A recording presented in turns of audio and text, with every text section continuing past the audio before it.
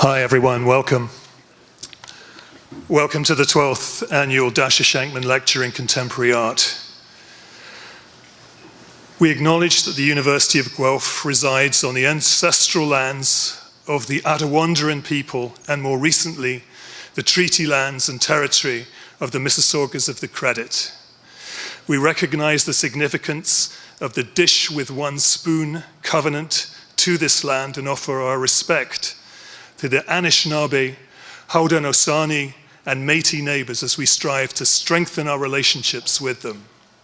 Today, this gathering place is home to many First Nations, Métis, and Inuit peoples, and acknowledging them reminds us of our important connection to this land where we live and work. I'm Martin Pierce. I'm the acting director of the School of Fine Art and Music here, and I'm emceeing this evening's event. So welcome, and I'd like to acknowledge those of you that have traveled from out of town to be here this evening. It's my pleasure to introduce the president of the University of Guelph, Dr. Franco Vaccarino, to say a few words.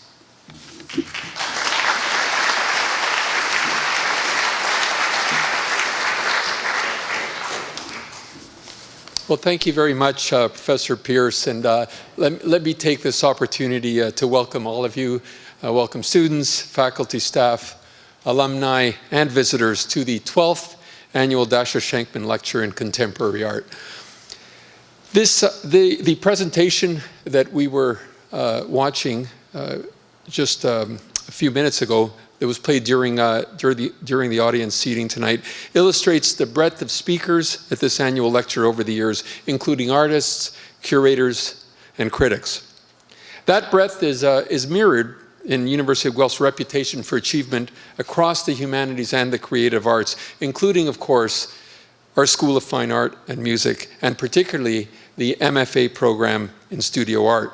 And I would highlight one recent example of the University of Guelph standing and the pride that we take in our MFA program in studio art and in the fine art world in general, and that is to highlight, for example, our MFA grad Amber Wellman, who is now based in Berlin, isn't with us, but she won the 2017 RBC Canadian Painting Competition, which, as many of you may know, recognizes young and emerging Canadian painters. And her award marked the 7th year in a row that a University of Guelph student or graduate has won or been a finalist in this prestigious prize. And so again, it's a testament to the excellence of our program and the excellence of our students and faculty. And I really do, on that note, hope that everyone, or as many of you as possible, get a chance to view the current student work during the MFA Open Studios after this evening's lectures, a real highlight of the day. I would also like to just take a moment to provide my thanks to the lecturer's benefactor, and that is who is Nasher Shenkman, a Canadian art collector and philanthropist living now in the UK. I will share with you that having had the privilege and opportunity of getting to know Nasher since my arrival here, truly is one of my own personal highlights since arriving here at the University of Guelph. Her support through the Nasher Shenkman Lecture has had powerful ripple effects throughout the fine arts programming here at the University of Guelph, and I believe will continue to energize our fine arts programs as we continue to reach new heights in the months and years ahead. So again, thank you, Nasher, for all your support and your friendship and leadership. Thank you very much.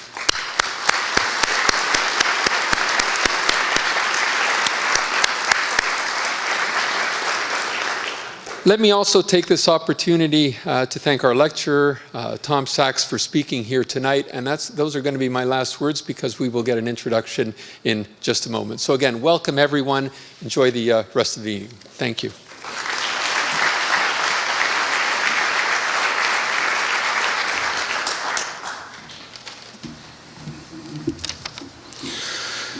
Thank you, Dr. Vaccarino. I feel extremely privileged and proud to work with the students and faculty at the University of Guelph School of Fine Art and Music. This school features programs in art history, music, and studio art. And in recent years, people have wondered about the arts and the humanities in higher education and the way that it prepares students for careers.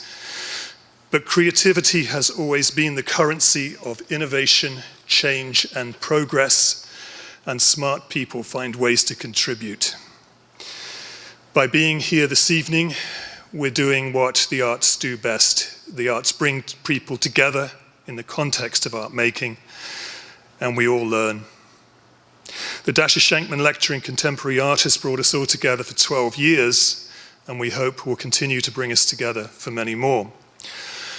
On behalf of SOFAM, I want to thank Nasher Shenkman for the opportunity she has given our community. I mean the city of Guelph, the university, the school, and Studio Art. Many of you visited Open Studios, as Dr. Vaccarino has said, and I hope that you will get down there if you haven't done so already. There are many distinguished gallerists here who have supported our students, many critics, curators, and collectors that have opened doors for our students, so I welcome you here. Finally, I see our students themselves here, the best students in the best school in the country. I'd like to thank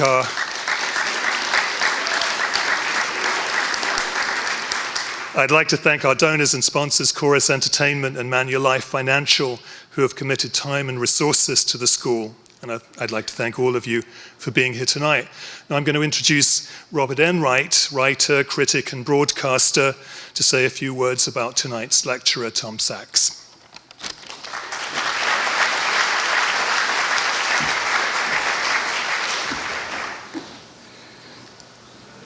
Thank you, Martin.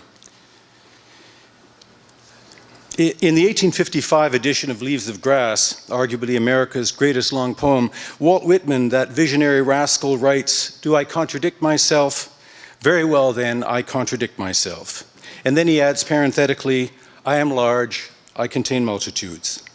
Whitman was simply giving voice to a tradition in American culture that recognizes and then embraces a disposition towards the contradictory. It stems from a mixture of human observation and pragmatism. This is how we are, so we might as well do something not about it, but through it. I see the American artist Tom Sachs in his wide-ranging practice as a sculptor entirely within that Whitman-esque tradition. He uniformly combines high and low, so Nutsy's, which was on exhibition at the Deutsche Guggenheim in 2003, linked Corbusier's utopian architecture with Macbusier's, a model of a McDonald's drive-through. The ideal collided with the bad meal. I think, too, that the notion of the contradictory accounts for the way in which his art can often seem to be both critique and celebration at the same time. This freewheeling skateboarding through contentious subjects has not slipped under the critical radar. The Hello Kitty nativity scene in a Barney's Christmas window in 1994 portrayed the three wise men as Bart Simpson. Mary was dressed like Madonna in her leather bustier phase, and Jesus was Kitty. In 1999, he placed 9mm bullets, like giveaway candies, in an elegant vase on the reception desk at the Mary Boone Gallery for his exhibition, Haute Bricolage. The bullets resulted in Mary being arrested for illegally distributing live ammunition. And in Mirroring Evil, the 2002 exhibition on Nazi imagery at the Jewish Museum in New York, his contribution was a Prada death camp pop-up that could be folded into a tidy designer carrying case. In the art world and beyond, this work did not go unnoticed or unremarked. Tom Sachs is tireless and prodigious. He has said that, "If I'm not working, I feel like I've left the house with the stove on, with the flame burning." He loves to build things the wrong way, out of materials like foam core, phone books, and duct tape. From them, he's made the Crawler Space Shuttle, a model of the Unité d'Habitation housing project, a 60-foot-long whale, and an Electrolux vacuum, cleaner in the same scale, an airplane lavatory, 2 complete airplanes, and the 22-foot-tall command center of the aircraft carrier USS Enterprise, as well as gaffer tape copies of Abex abstractions, and Mondrian paintings. Tom admits to suffering from brand lust, evidence of which shows up in his wicked appropriation of luxury brand logos and colors to adorn less than luxurious objects. An Hermes electric chair and toilet plunger, a Tiffany's fast food style value meal, and a Glock Model 19, and a Chanel chainsaw and breakfast guillotine. Arthur C. Danto, the distinguished philosopher, Warhol expert, and previous Shenkman lecturer called the Chanel guillotine a masterpiece of savage satire, a metaphor for the follies of fashion. In 2002, the Noguchi Museum in Long Island City invited Tom Sachs to mount the first exhibition by an artist other than its founder in the institution's 30-year history. The exhibition, called Tom Sachs Tea Ceremony, which toured to San Francisco and the Nasher Sculpture Center in Dallas, combines a tea house with NASA space exploration. The catalog is a hefty 280-page manual that includes much else, a constellation of haikus. The haiku is a 17th century Japanese poetic form that uses nature to register transient time and beauty, which it does in 17 syllables, broken into a count of 3 lines with 5, 7, and 5 syllables. The most famous haiku in the English language, written over a century ago in Paris by the American expatriate poet Ezra Pound, is called In a Station of the Metro. It goes, "The apparition of these faces in a crowd, petals on a wet black bough." In his ceremonial manual, Tom Sachs includes a haiku as perfectly cadenced as Pound's. Supple sapling birch, bends then breaks with the storm, fix that shit with duct tape. Also included in the manual are 15 theses for tea. They're a sort of leaves of sass. One tells us plagiarism is criminal and necessary. The Theses for Tea is an aesthetic and practical manifesto that goes beyond the specifics of adapted tea ceremony to offer protocols for acting in the world. Number 12 says, anything worth doing is worth doing with monk-like detachment or to apocalyptic excess. And the 14th of these aphorisms is an attitude towards art and how art means. You say it's unclear, like that's a bad thing. Please welcome Tom Sachs, the 12th Shenkman lecturer, who will do a good thing by bringing us some artful unclearness.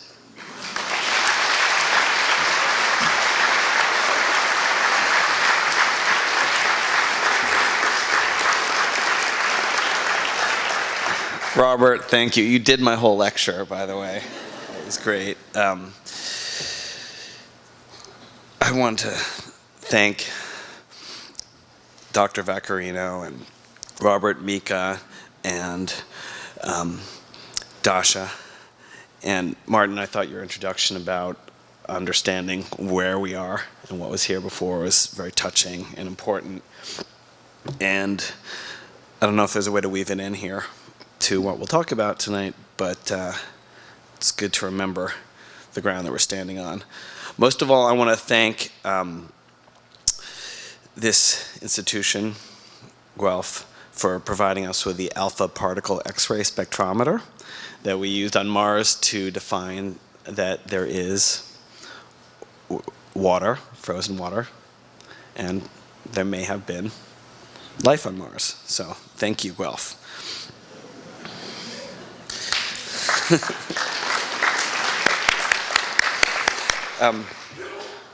So I made this when I was 10 years old for my dad. It's a Nikon FM2 camera out of clay, and he couldn't afford the Nikon FM2, so he had the Olympus OM1. And I made this for him as a present, and I don't think I was particularly gifted, as I think my sister was the better artist in the family, but I think this is probably a pretty good example of what later I could understand as sympathetic magic. It was something that I wanted, or my dad wanted, he couldn't have, so I made it for him. And we can come back to it, but I want to jump ahead till when I graduated from college, and I really wanted a Mondrian, and I knew that in order to get one, I was going to have to go down to Wall Street and organize money so that I could buy a Mondrian. And I didn't think that was a particularly authentic use of my time. So I went to the Museum of Modern Art and I studied a Mondrian, and I got permission to look on the back, and I made a model of it out of gaffer's tape. It's not a forgery, it's a model, and up close you can see that it's made of tape. I use tape because it represents America's tolerance for craftsmanship. But after making this piece, I was very intimate with Mondrian's work. I've made a dozen of these. I kind of realized at the end that I spent more time with this painting than the poor guy who had his whole ass life off to afford the money to buy it just to give it to a museum. So the real pleasure and the job of the artist is to educate and entertain himself. So this strategy, which started kind of innocently here, developed into much more vicious terms later when I was working at Barney's, New York as a window display artist, and the police were just getting their plastic Austrian-made Glocks. I was combining things that I was interested in. I wanted my own gun. I couldn't really manage the complications and anxieties and costs and ethics of it, but I still wanted it, so I made one out of Tiffany's packaging, and it was a way of studying engineering. Later, I made the Chanel Guillotine Breakfast Nook, and I imagine this was for the ideal Tribeca couple who had everything. And in a way, I think it was an authentic reflection of having just moved to New York and living or visiting friends who lived in these fabulous lofts and with nothing in them, like American Psycho style. You open the fridge and there's a pint of Haagen-Dazs and a bottle of Stoli, and that's it.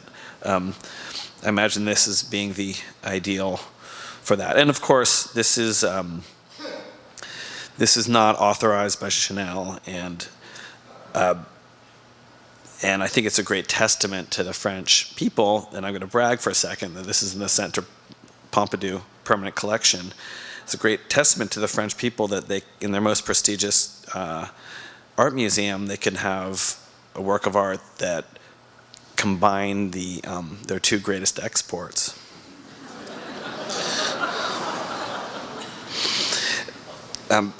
My sort of consumerist ambition, and I hope that you understand that I love and hate Chanel equally, and we can get into that maybe with the questions and answers, but my McDonald's has always held a magic place in my heart, kind of like the Third Reich. Like, I avoided studying the Hebrew alphabet in Hebrew school if I could just distract my Hebrew school teacher to tell us about the horrors of the war. And throughout that, I learned about the incredible engineering feat that they did with all of their horrible things, but also their fantastic uniforms. And I always thought McDonald's is kind of our modern happy version of that. I mean, of course, it's killing the planet, but no other food delivery system has served more people, fed more people, and killed fewer people than McDonald's. So you kind of got to, at some great cost, of course. But so I made my own homemade McDonald's from scratch, and I would encourage you to look at the McDonald's industrial movie on tomsachs.com or 10bullets.com. And we made everything, including, this is a printing press, so you sit on that with your shorts off and it prints a burger wrapper, and then we fry it up.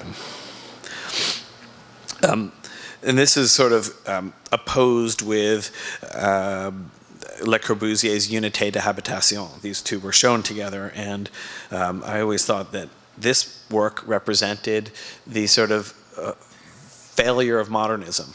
Le Corbusier, the second most important artist of the 20th century, as failure, and Ray Kroc, this guy who created this system that destroyed so many mom and pop restaurants and businesses. The symbol of globalization is the success, and at great cost. And Le Corbusier is kind of a lost hero, at least in North America, not celebrated, but great visionary. The third piece in that group was a big boombox. Toyans is a Jamaican music producer who I met in Negril, and he who has the best sound system has the best party, and that's a form of power and wealth in Africa and the countries of the African diaspora, that because it's about the drum. And this was, again, me wanting a super powerful sound system and just going for it, making it from scratch. Also, I have to give a shout out to my wife, Sarah Hoover, who whenever I talk about my sound systems, she always says, "Oh yeah, does it have really good bass, Tom?" Because that really makes me hot when your sound system's a really good bass. Nothing like a high quality electronics to alienate beautiful women. My greed and ambition for things is not even limited to the earth, but to the cosmos. And here in 2007 is the landing module. This is the Gagosian Gallery in Beverly Hills. We landed on the moon in the gallery. We jackhammered up the floor, and we found we took the rocks from the floor and we had them tested. We found that they were in fact concrete. Here's the same spaceship on another mission that we did in 2011 to Mars at the Park Avenue Armory, where we found life. Here are my two astronauts, Lieutenant Samantha Ratanarat and Mary Iannarino, and you can see the story of their adventure to Mars on iTunes. If you rent it, it's I think I get a penny every time you rent it, so it's called A Space Program. So hurry. And these are homemade spacesuits from scratch, and they're airtight, sort of, so they require ventilation systems and cooling systems. And I had a meeting with Buzz Aldrin once, and he said, "Tom, why do you go to such extent to do all these details that we did when we were on the moon?" And I said, "Well, Buzz, my space program is real, and we do go to the moon and go to other planets. And this isn't stagecraft. We realize these details to an extreme degree, so for us, the experience becomes authentic."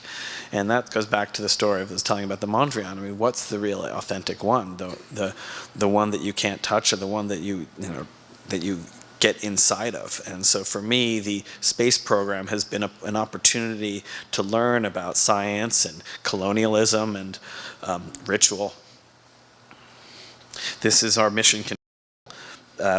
This configuration is at the Armory, and these are giant speakers. These are Urinor speakers that are,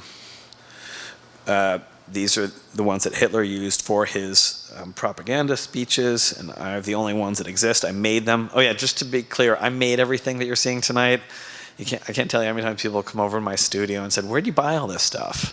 Just wanted to be clear that I made everything here from scratch. I don't make screws, but I make everything else. Plywood, buy it. Here's Sam, is now a studio manager, and she's the director of Mission Control. And that's Jeremy Shockley, who is director of Mission Control on the lunar mission. We all still work together over years. And that's Alex Choliswood. These are all the chairs, and they're named after, when you come to the audience, they're named after our heroes. Some of them I've just named. What we can't do with kerosene and titanium, we do with cardboard and hot glue. And these are our special effects. And you can see them going. In fact, does anyone want to see a little movie for 2 minutes? Let's do that.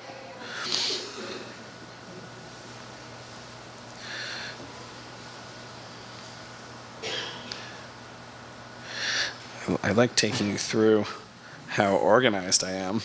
And now I got cocky. TV shows, studio films. Season 1 is Nutsy's. Space Program trailer.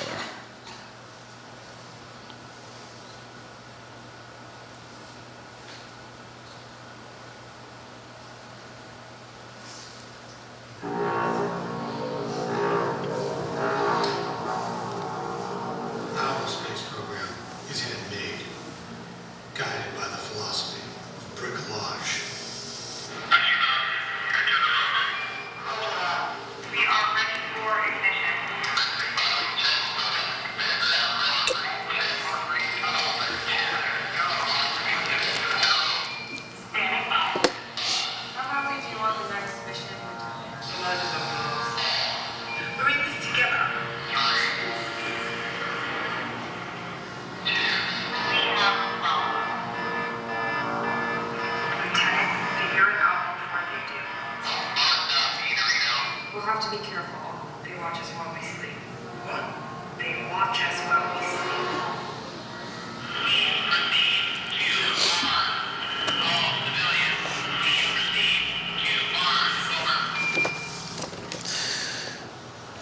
So our space program is real. We've got stakes. When things go wrong, there are consequences.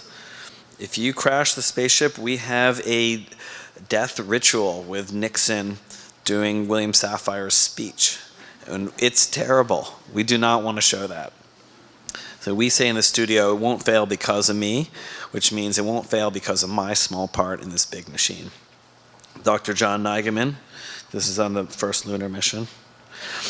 I did a residency at Jet Propulsion Laboratory, and I knew I was working with the right people there when they, our moon was a ball of gray duct tape wrapped around on a motor, and they said, hey, we can help you use your space program that you used on the moon on Mars. Just take a little red duct tape and wrap it around the gray ball, and I think you'll have it. And that's when I realized I was in with a group of good scientists who could understand surrealism. This is our rockets, the sound of the thrust, and our lander. Taking woman's first steps on the moon.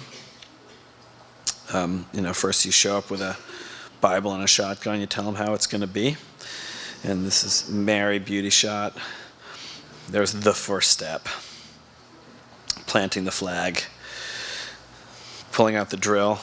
This is here, she's drilling into the Richard Meier floor in Beverly Hills, and this is the rock that we found. We call it Campo Grande because that's the polished floor, wax and concrete, and you can see the aggregate on the inside. And here it is in its display case, Campo Grande. And you can even see a piece of rebar sticking out the bottom. The petrographic analysis at Brooklyn College, as I said, did find that it was concrete.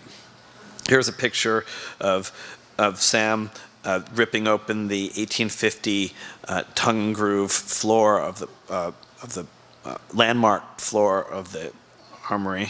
This is a case where it's always better to beg for permission than beg for forgiveness than ask for permission.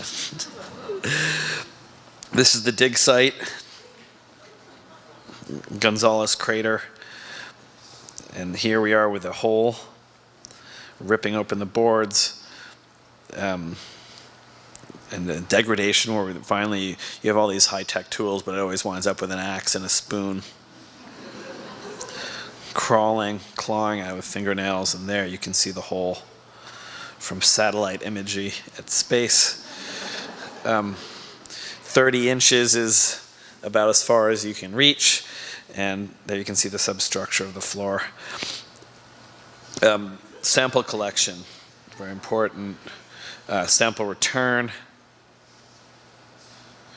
That's Dr. Kevin Hand from Jet Propulsion Laboratory, analyzing, confirming that there is life on Mars. Voila. But it really wasn't enough life. So if we don't find life on Mars, we're going to put it there. And so we scraped H&H bagel poppy seeds into the ground, watered them. 9 months later, we've got opium poppies, and this is our biology lab, which we built also in collaboration with Jet Propulsion Laboratory, and it's a chamber filled with carbon dioxide. Plants love carbon dioxide. They don't really need oxygen. They can produce they love carbon dioxide, they can produce oxygen, and we made our own opium poppies. Here is, I'll show you a detail of how it works. We grew opium poppies, but it's a felony to score the bulbs and collect the opium latex. It's funny, the law in US anyway is it's okay to grow poppies as long as you don't know that you can make heroin out of them. Because the California state flower is a poppy, and anyone can have them, and they're everywhere.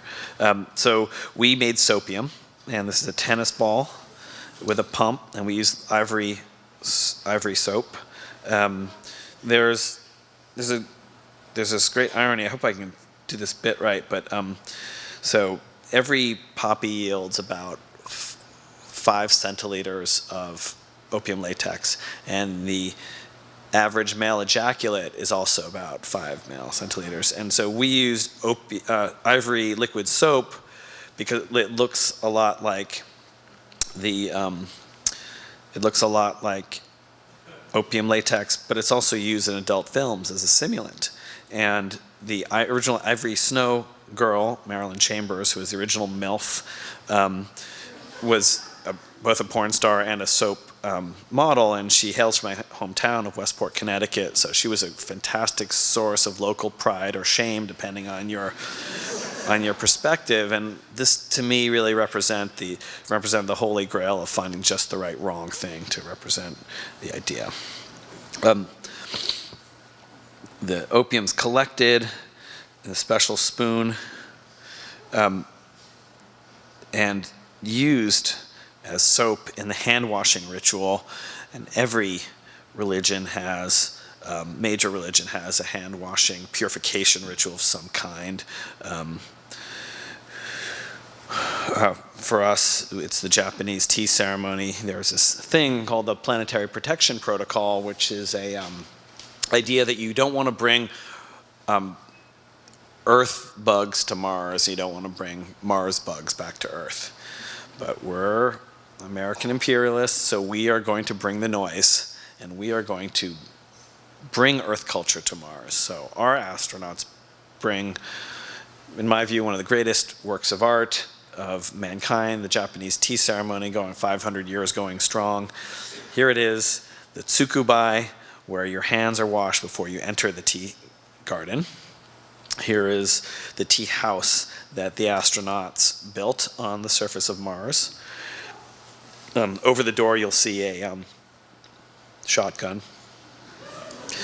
The tradition, one of the myths about the tea ceremony door is it's low, not just and square, not just as to put you in a place of humility, so you have to crawl into the tea house, but also because your sword won't fit, so you have to take it out and take it off before you go into the tea house. And yeah,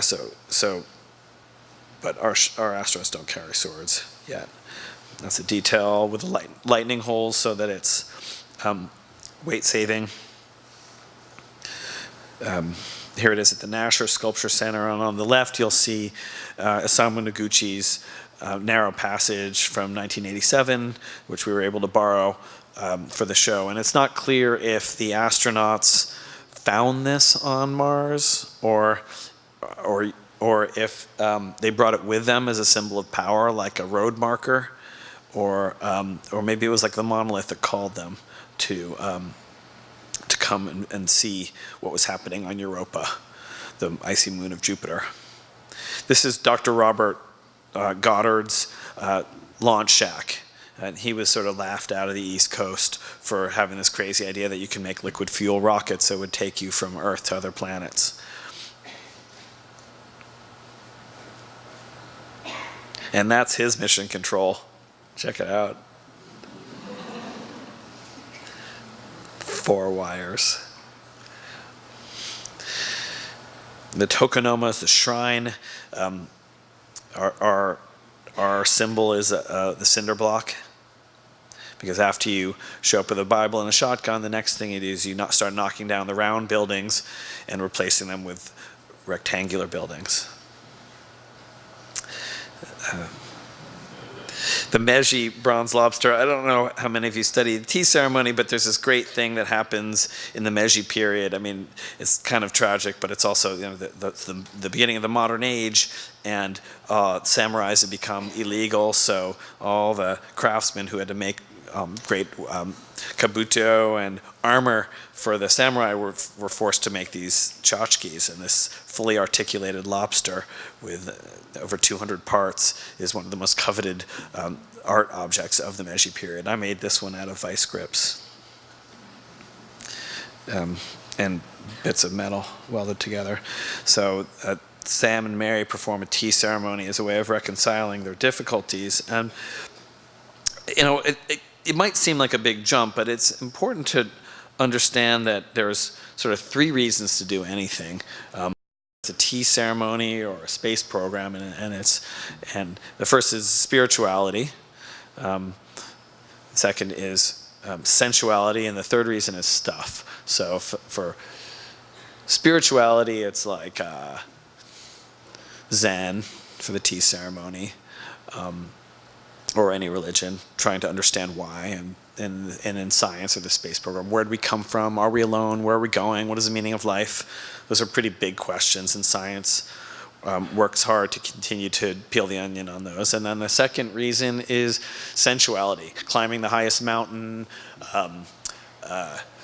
going where no man has gone before, or in the tea ceremony, it's the tasting of the tea, the smell of the tatami mat, the touch, the sound, all the physicality. And then the third reason is the stuff, is the rockets that go boom, or the chawan, or the tea house, or the kimono, or cooking food, and any of these processes. And I'm very blue collar about it. I like making stuff. That's my way in. Of course, it means nothing without the spirituality and without the sensuality. You need all three.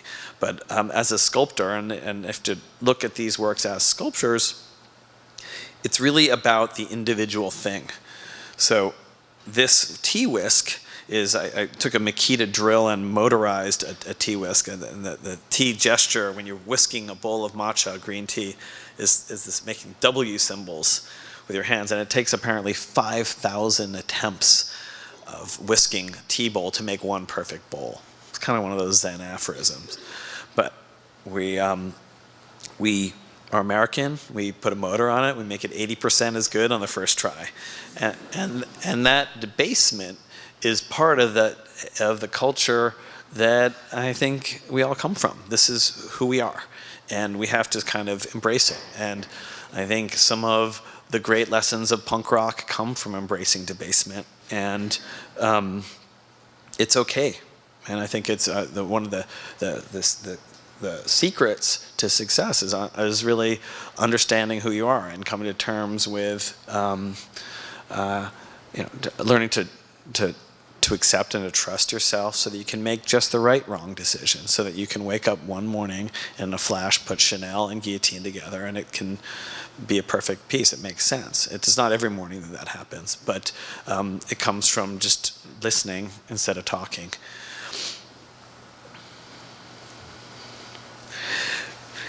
So this is the tea bowl that we used on the moon, and on Mars, and my friend J.J. Pete, the great ceramic artist, said, "Hey, Tom, you didn't make your own tea bowl. Shame on you."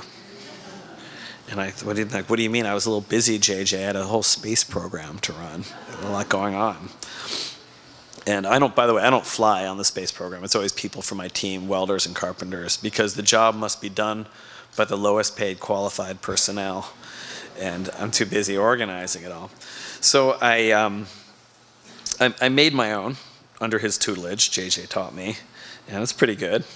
It's a Chojuro style tea bowl, and I love Chojuro because he was the first raku artist. We're in the 17th generation of raku artists. It's the same family, and they were abducted from Korea. The first guy was abducted from Korea by Hideyoshi, the guy who finally unified Japan, and he went and he stole this individual, or group of Korean individuals, and a generation later, this is in the 16th century, the Japanese emerge as ceramic leaders. And that kind of a true cultural appropriation of grabbing something, bringing it back, and improving it is part of the Japanese tradition in so many great ways. Whether it's Canon cameras that are better than Leicas, or the best denim you can buy today is made in Japan. Or even if you want a car that you never have to change the oil and will always start, buy a Japanese car. But I want to show you a little bit about how insane I got with ceramics, just to brag, because you're here to listen to me talk, but I got really into making tea bowls. And these are all hero bowls. They all have names. But some of them aren't good enough. And so, I smash a lot of them, but I just want to show you. I made a lot more.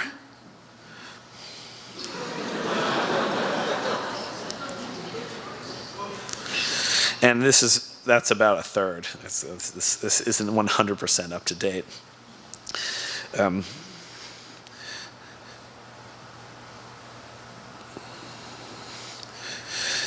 And again, more things of the tea ceremony, the tea ladle, which is made of a toilet paper tube, resin reinforced.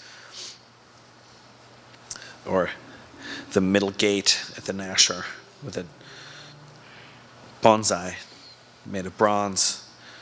And this is a particular bonsai that is no longer, actually it was a black pine. It wasn't a small bonsai, it was a big one about that size at Brooklyn Museum. After I studied it, it miraculously died 2 years later.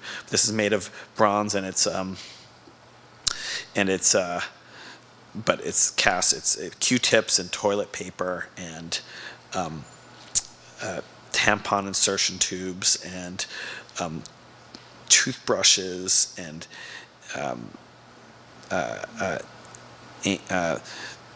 fleet enema nozzles. I was really just trying to get inside of you with this thing. Oh, there, that's a better one. You can kind of see all the Q-tips, toothbrushes. This is the most complicated thing I've ever made. There. Here we are at. Yeah, I know. I'm almost done. Hang in there. Okay, and so this is the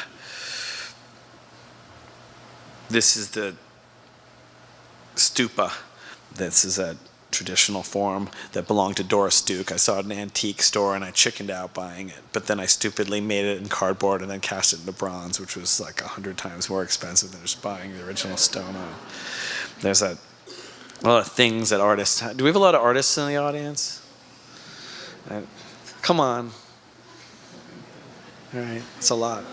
I think one of the interesting things about artists, and there's in the Michael Craig Martin book, which I would encourage you all to read, which is fantastic. This is on being an artist, and he talks about how sometimes these flaws and things we have in our character are the things that help us make better art. It wouldn't have meant anything if I had spent the money to buy one out of stone in an antique store, but making it out of cardboard and then transforming it into bronze makes it into a real work of art.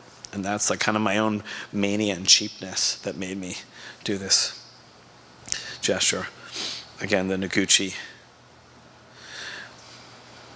Brancusi's The Kiss in plywood. And I want to bring you in a little bit to show you the plywood screws and glue drips and the end grain. It's how do I say it?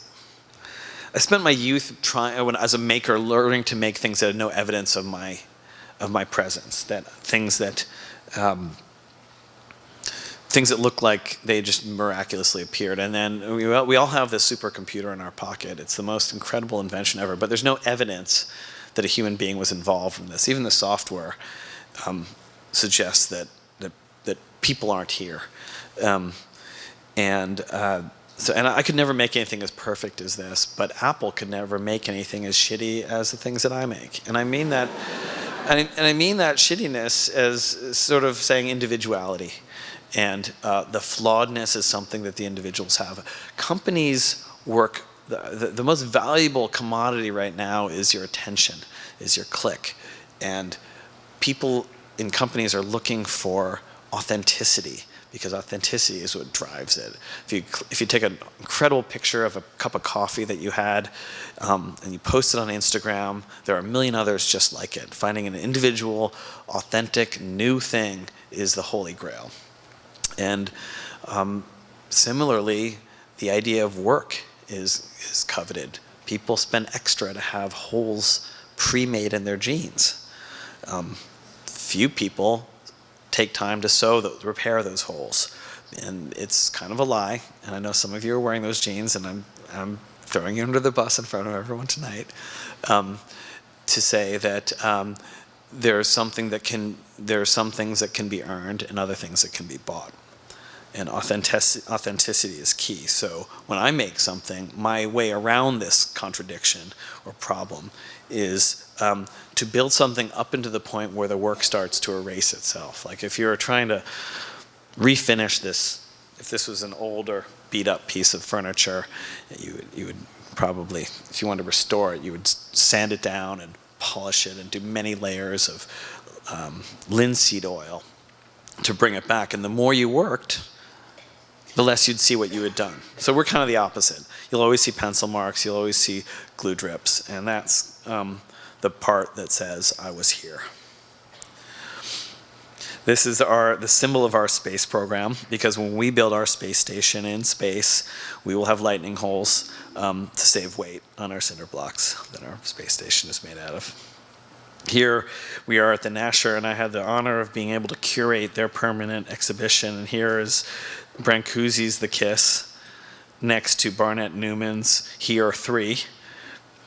And this was, I thought, an amazing combination where it seemed like Brancusi was always trying to do less, and it was difficult for these artists to do less and less. And even, and I think the culmination is someone like Donald Judd, but on the way from Brancusi to Judd, you've got Noguchi and you've got Barnett Newman, who here wanted to just make a stick in the sand, wanted to make just a pure, simple industrial phallus, but he had to, tchotchke it up by doing some like neo-Egyptian reference at the bottom. He couldn't just stick the thing into the ground. It wouldn't have meant enough. It took another generation for Judd to come to terms with that. But that's where art lies, is in these contradictions, in areas where we haven't, these liminal stages where we don't really know how to get there. I love this piece so much so that I made my own Here 3, and it's all about this joint at the bottom.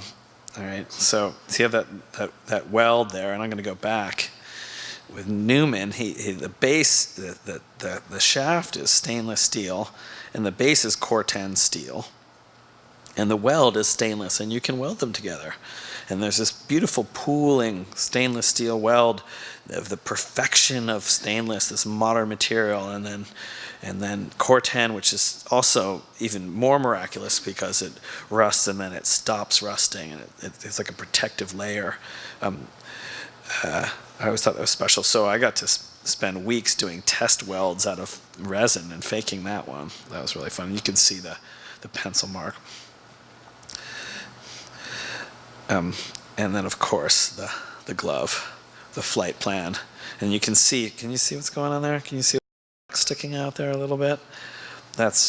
We always slip porn into the flight plan. So when the astronauts get onto the surface of the moon, they open their book and they think that they're going to have their instructions that they've rehearsed, but actually there's pornography in there. And this is a tradition that we get from the Apollo era. And if you go and you look at Apollo Lunar Surface Journal, by the way, is the secret source for all things Apollo. You can see the original pornography.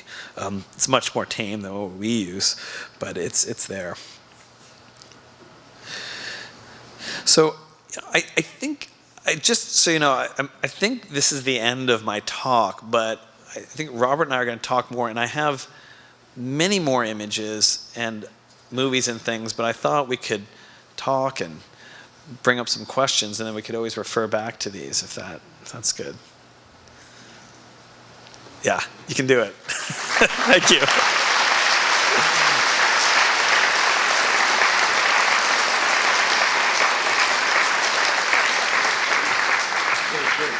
I'm just here to field questions. So Tom will answer any questions from anyone. So we can probably put the lights up a bit. Yeah, and I think this is an opportunity. I know I'll be meeting with some of the students tomorrow, but this is an opportunity to dig deep and ask me crazy, embarrassing questions that you're uncomfortable with, because this is really when it gets good. I would also warn you, don't come up to me after and say, I was too scared to ask a question, but I make furniture too, and I wanted to ask something. Now's the time. Any furniture makers have embarrassing questions they want to ask? No. And I'm okay with existential or tool talk. We can go either way. And I think there's a microphone. And for your molds, so for the bronze molds, for your stupa and the bonsai tree, I was wondering if you make your own molds or if you have a team. That's a great question. Do I make my own molds? There is a thing, every artist has his like bugaboos and weird things. Like I don't like routers, I don't like tapping, and I hate molds. Mold making is, and you'd think I'd like molds because that's really how the thing's made. They're so beautiful. There's the mold, and then there's a mother mold around it, and you see all this stuff. But the thing that I hate most about molds is they're so much better than the art always is, and I want to show the molds. So I think if I'd had a job as a mold maker earlier in my life, I would have done that. But I mean, just to show you, we make molds of batteries and cinder blocks. And this is a battery tower. This is a series of sculptures, phallic sculptures with titles like Die Hard, Duralast, Interstate, and Trojan. These are all designed to sell men car batteries, make them feel strong. And I have a lot of molds of car batteries.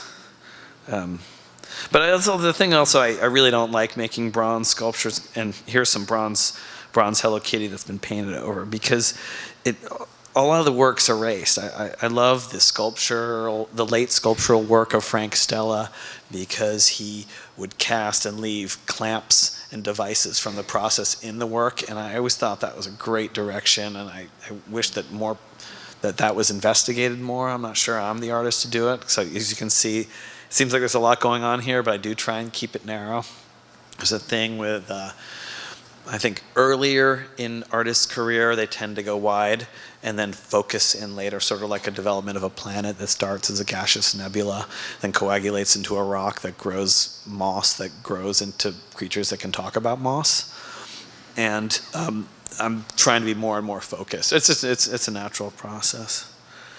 But yeah, I hate molds. But I want to give a shout out to Bollinger Atelier in Tempe, Arizona, because they do all my molds with a smile. Question there. This gentleman okay. here. Yeah. Sir? Should I go? Yes. My name is Hans. My son told me I had to come here because he's been influenced by you. He's finishing an MFA at OCAD in Toronto. And I thought it was lots of fun. I really enjoyed your talk. I recently heard a talk in Allura by some people who do animated art that is translated into movies. And when I saw your NASA set, I wonder if you reflect on how the art that is then dismantled but used for a movie, but that then doesn't constitute art in the same way, is different from the kind of art that you have that you would curate. There's a resonance, there's a similarity. I'd like you to talk a little bit about what differences there might be. Like stagecraft, is that sort of what you mean? Yeah, well, you know, little figures that are moving in movies. Sure. Sequential animated like stick figures and so forth. So the objects of an animatronic movie or a prop from a movie have sort of, people are into collecting those. I have a friend, Adam Savage, who had a TV show called Mythbusters, and what he does in his spare time is he makes props. He'll make like the gun from Blade Runner. But the gun in the movie Blade Runner was made out of rubber, so the actors wouldn't hurt themselves. But he, being a super fan, or an accolade, makes that out of the real metal parts that the original designers made them out of. And I think that there is a whole culture of people that are doing that. I think the difference between stagecraft and what I do is, or even what recreators make, is that I'm always trying to bring another element into it. For example, I'm always trying to show how the thing is made. That's a big part of it. And I think that maybe this presentation doesn't really show, in all fairness, how unbelievably crappy my sculptures really are. And I'd just like to take a moment to show you, this is a model of a Leica camera. I always wanted a Leica camera, and finally I got enough money to get one, and then they made them digital. So it was kind of pointless, and these digital Leicas are useless. And I've got the microphone, so you cannot argue with me. They're absolutely worthless, just because they're slow, and that's dumb. But here is a model of a Hasselblad, and that's made out of construction barriers, and you can see really obviously how it's made with all the burn marks and everything. And I think, again, these are more about the ritual of making the actual object and the experience of going through making the thing. I was talking with someone who was building something And he said, I've never spent that much time building something, and I was looking at the screws on the inside to do it this way on this version, this way on that version. There were so many details, and the answer was welcome, because it's a sickness, and it's a passion. But I think that's where the magic is, and that's a place to find yourself. And I say that I'm really passionate about this because I was a very unsuccessful child, and it was only when I started making things, when I was about 20 years old, when I got into college, that I had success in every sense of the word. So this work saved my life. There was a question here. Yeah. I've never heard anyone say they were an unsuccessful child before, though. That's really interesting. Well, that's like D average. Oh, that, okay. Yeah. Yes. So my question is about space and old art. So maybe when you were first starting off as an artist, it was a problem you ran into where you would make stuff, but then you didn't know where to cut it, and then it's like, do you throw it out or do you turn it into something new? Like, when do you know, based off how much space you have, that you need to throw something out or recycle it, or how do you kind of tell? Okay, best question of the night. How do you know what to keep and what to throw out and when?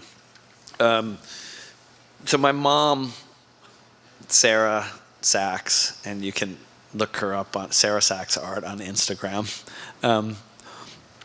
said to me when I was in college, when you die, if your art is ugly, people are going to throw it away. And I was like, wow, harsh, Mom.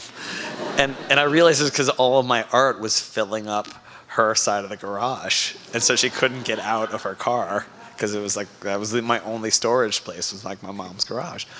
And the other story I'll tell is of my friend who's an artist who is a brilliant man but chose not to participate. He always said to me, oh, I made this sculpture, it's really great, it's in this group show, but I'm not going to sell it, I'm going to keep it, and I'm going to make a shitty edition out of cardboard and sell that. And I was like, no, you've got it wrong. You got to sell the good thing, keep the crap. Let the good thing be out there working for you, advertising, communicating for you, because the one that you covet it's nice for you, but you're trying to build a constituency. And you should never feel like you got enough money. That's a good one for artists. You should always feel like you kind of got ripped off. There's this story about Peggy Guggenheim buying a Brancusi during World War II, and he was in tears because it was the war, they had no money, it was really complicated. He was in tears because he got some money and saved him, and he didn't have to melt it down. But the other side of the story is he was in tears because she didn't give him enough money because she was a tough negotiator. And I wasn't there, so I don't really know. But that sense of that Brancusi that was in Peggy's collection did more work for him, whatever she paid for it, because she was a huge promoter. And I'm not sure that's really answering your question, because it's really probably you're asking like, when is it good enough? Maybe is another question, but I would just say, just make sure that whatever you do, that you love doing it, because the biggest curse of all would be that you got paid really well to do something you didn't love to do. So I'm a huge fan of the series of videos that you made for your studio assistants, the 10 Bullets and the Love Letter to Plywood and How to Sweep. But in them, I find you're so very regimented, and I love that. I show all my students that. But I find it hard, and I'm hoping you could comment on how these like really hard processes that you have for working in the studio, how I would imagine they would produce something like you said, like that perfect untouched object, and yet you end up with these very personal objects that leak the people who make them. And if you could comment on like the juxtaposition of like the really hard, firm way of doing things to produce something that is very personal. Sure. Well, so 10 Bullets, and I passed around some stickers.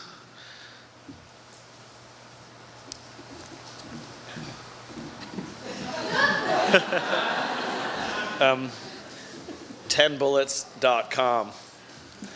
Watch it, live it. It's the movie, it's industrial film about the ethics and protocol of the studio.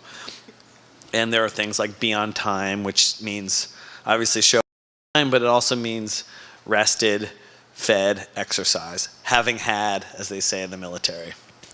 And there are 9 other bullets, and they're like the 10 Commandments. You know, you can. It's like a compass. No one can. You know the whole thing like, "Thou shalt not covet thy neighbor's wife." Come on, you're gonna covet her. You probably shouldn't sleep with her, but coveting is like an idea, like Jimmy Carter coveted. You know, it's all in the mind. But the 10 bullets are just a guideline and a way to focus you and to give you a place to aim. The bullet number 1 is creativity is the enemy. And that's one of my favorites. Creativity is like chili pepper. If you use a little bit, it gives a lot of flavor. If you use a whole tablespoon, it ruins the dish. It becomes caprice in art. So it's a sort of like restraint. You know, what would Ed Ruscha do? He would show restraint. Do that. I also just being in Canada and knowing your love of screws. I have a Robertson. You have sorry? I have a Robertson screw for you. You do? Yeah. Okay. You're gonna. Okay.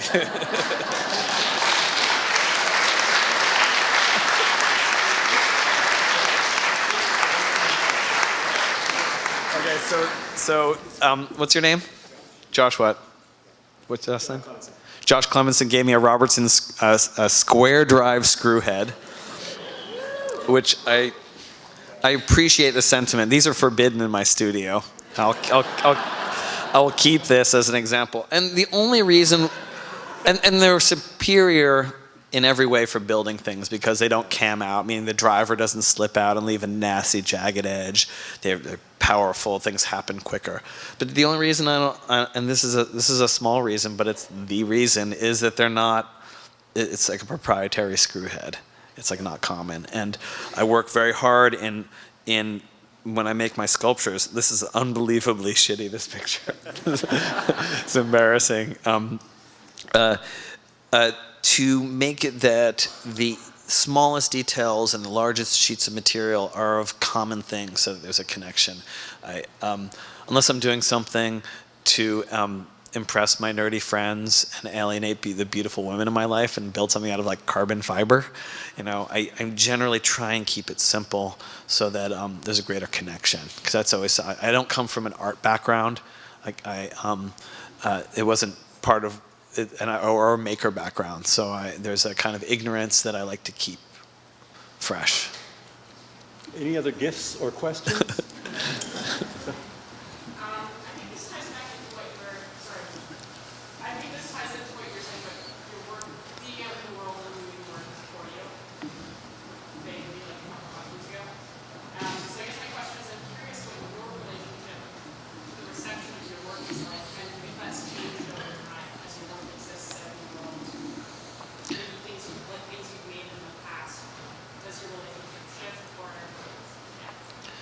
I'm sorry. What's your relationship as a maker with the reputation of your stuff out in the world? Has that changed over time in your career? I think that goes into the category of mindfuck, because if you start paying attention to what other people think, it gets very confusing very fast. It's very upsetting because I was very successful as a student in college, and then I spent a decade by myself in the studio with no one willing to look at my slides. There used to be this thing called slides. You'd bring your slides around and show them to people. Now it's like a website or something. So a decade of no one caring about what I did. And now I'm here in Guelph for the Nasher Shenkman lecture. This is like a really prestigious and awesome event. So it's very confusing, all that. But to answer the part of the question I can answer is I do look at my old work, and some things embarrass me. Some things I look back and I think about the vitality and crappiness of something, and I mean that in a very positive way. Something like is very quickly made and made more casually. I have studio assistants now, and I used to not have them. And I think I hold my assistants to a higher standard that I held myself because I'm interested in always learning and improving. And then I think sometimes the quality of the craft is, to quote Soloway, when an artist does his work too well, it becomes slick. You know, it's one of the sentences on conceptual art. I think there's something to the rawness that is magical, for lack of a better word. And I say that only because I can't define it. That's why I use the M word. Sir? Tom? Yeah. Hey, hi, Glorious, Toronto artist. It's a question about materials. I noticed that in some of the earlier work you're using Hermes boxes, Prada boxes, and for a lot of your plywood construction it's the red and white barricades of the police kind of barricade material. I'm just kind of wondering how you chose those materials or how they became relevant to you and your use for using them repeatedly. Yeah, so I'm just trying to make it make sense. So you know, there's an Hermes hand grenade, and then the Tiffany's Glock that I showed you before, and there's all kinds of things made of this Con Ed barrier. These are things that were around my life, so I'm always searching for a sense of authenticity. And when I was working as a window display artist, it was surrounded by these luxury goods that I couldn't have, but I could go through the garbage, and a Tiffany's box is still a Tiffany's box, and build my own mythology around it. So, and similarly with that Con Ed wood, the orange and white wood that the tea house was made out of, or this box. This was wood that Consolidated Edison, the power company of New York City, used for when they were doing construction on the street, and I would steal these boards, and because I didn't have any money, so I would take them and cut them up and make different things out of them, this cabinet. Of course, I learned very quickly that crime does not pay because the wood that Con Ed used is warped and not worth the work. But I went to Traffic Safety Supply in Edison, New Jersey, and got the recipe, and I had wood delivered to them, and I had them make me Con Ed wood that wasn't warped. And now that wood has been replaced with plastic. So now I'm the guy who makes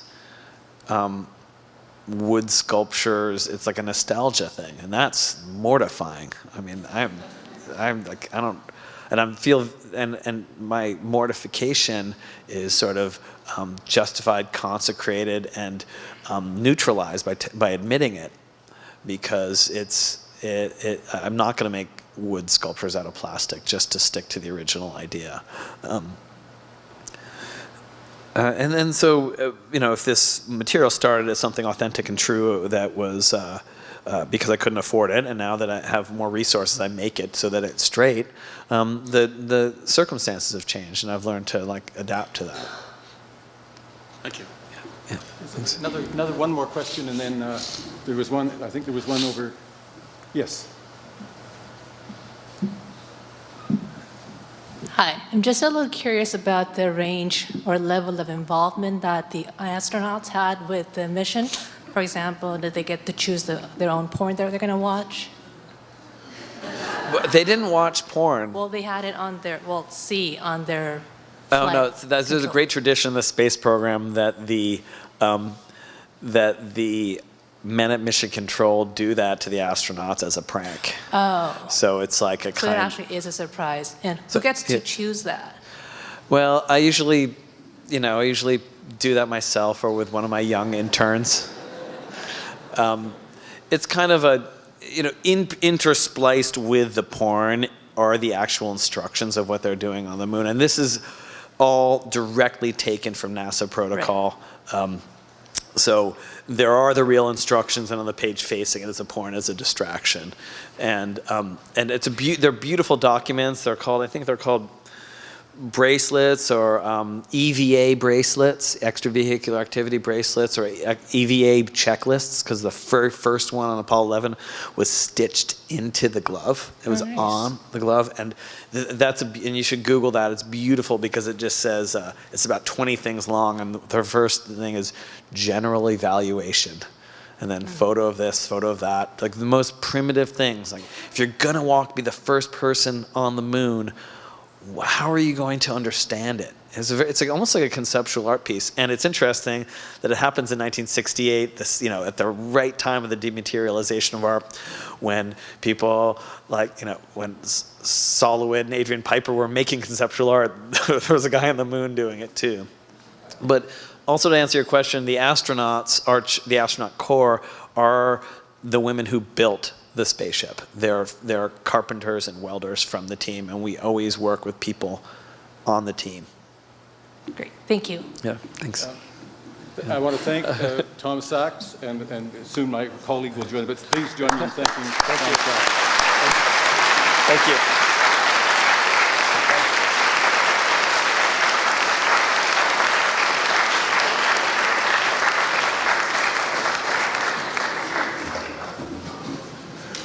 Thanks. I want to end by just offering an invitation to all of you to visit the open studios. They're open till 8:30. There are signs of volunteers to help you get there. Thanks very much to Tom Sachs, and thanks everyone for coming.